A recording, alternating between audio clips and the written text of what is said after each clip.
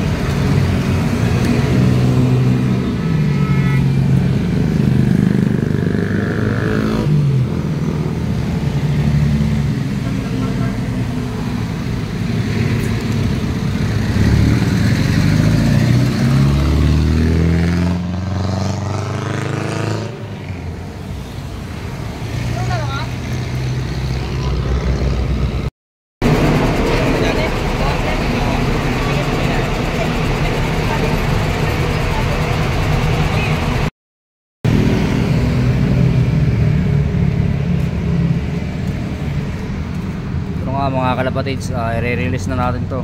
Ito nga, ayan. Sa Batangas nga to mga kalapatids, tatlo to sila. Papawalan na natin.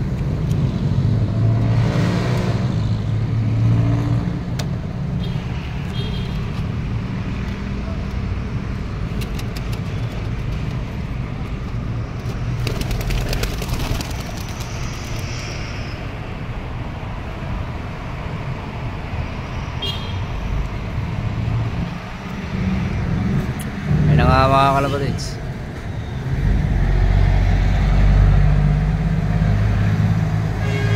hindi na umikot, dire-diretso na.